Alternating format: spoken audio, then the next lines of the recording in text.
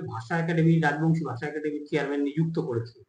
কি বলবেন আর কি প্রতিক্রিয়া? দেখুন, প্রথমে আমি এত বড় গুরু দায়িত্ব আমাকে অর্পণ করার জন্য এবং ভরসা রাখার জন্য মাননীয় মুখ্যমন্ত্রী সম্মানীয়া মমতা ব্যানার্জি মহাশয়াকে আমার অন্তরস্থল থেকে ধন্যবাদ জ্ঞাপন করছি।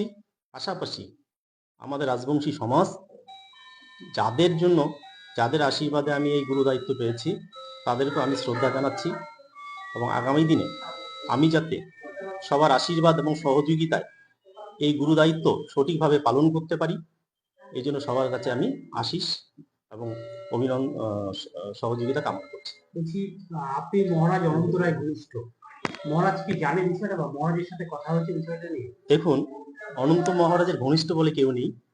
মহারাজ টোটাল ভারতবর্ষের ক্ষত্রিয় সমাজ তথা উত্তরবঙ্গের সমস্ত যে এখানে রাজবংশী বিশেষ করে বা সমস্ত মানুষের উনি আইকন।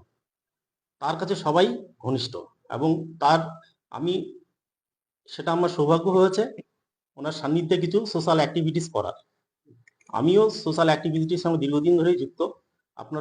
আপনাদেরকে একটু অবগতর জন্য বলছি, আমি কিন্তু এই কাজের জন্য কলেজের চাকরি ছেড়ে দিয়ে এসে আমি স্কুলে রিজয়েনিং করেছি এবং সেই কর্মসূত্রে সোশ্যাল কাজের মধ্য দিয়ে ওনার সঙ্গে আমার সান্নিধ্য লাভের সুযোগ হয়েছে।